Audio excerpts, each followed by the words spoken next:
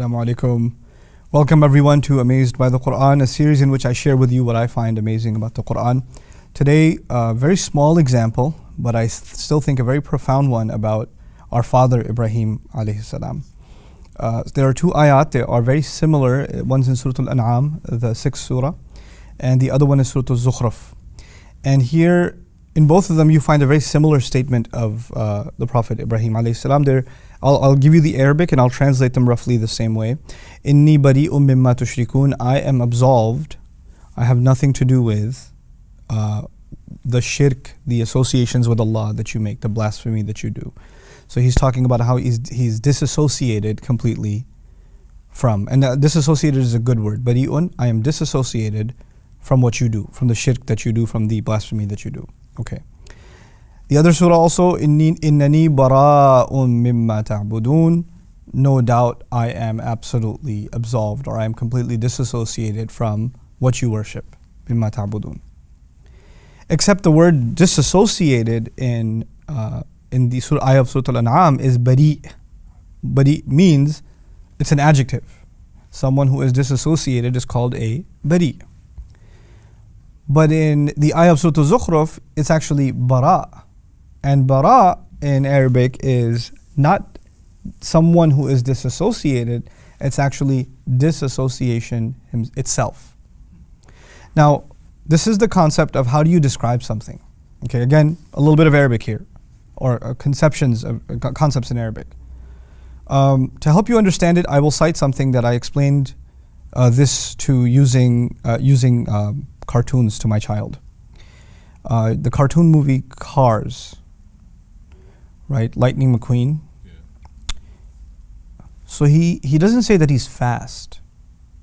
The movie opens, he says speed. I am speed. Now, my son Walid is obsessed with cars, right? He's been for a long time. And he thought, when he said I am speed, obviously he was exaggerating. What he meant to say was what? I am really fast, or I'm speedy, the adjective. But he said I am speed itself, right?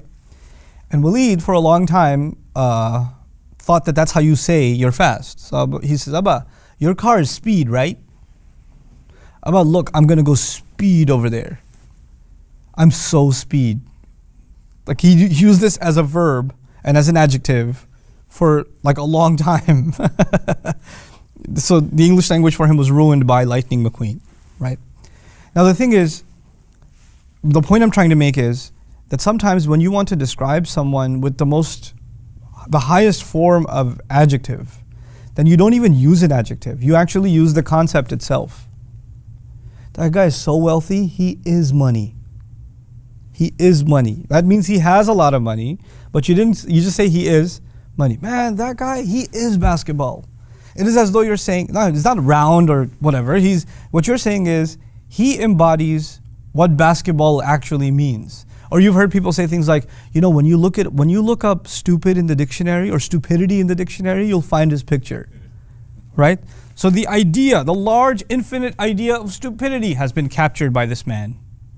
You understand?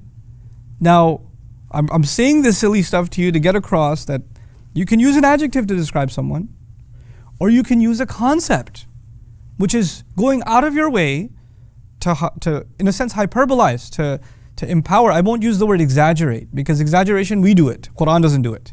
Qur'an doesn't exaggerate, right? It hyperbolizes, it emphasizes. So in one case, Ibrahim says, no doubt I am disassociated. And in the other, he says, no doubt I am disassociation itself from what you worship. You won't know what disassociation means until you see me and my relation with these idols and what you worship. You want to know what disconnection, disassociation means? See me.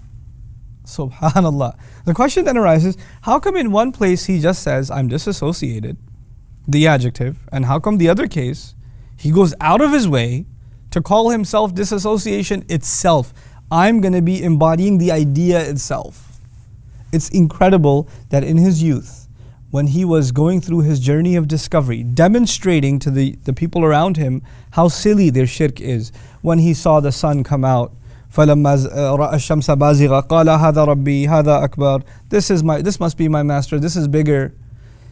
No, when it's settled, he said, my nation, I'm disassociated with the shirk you do. This is him as a young man reaching, not only having reached the discovery of Allah himself, but also demonstrating it to his people. He's not a prophet yet. But he knows that he cannot be associated with shirk. Once he becomes a prophet, and he has to take on his father, and he has to take on his nation. Sneeze coming. Alhamdulillah, that was juicy. Alhamdulillah. Okay.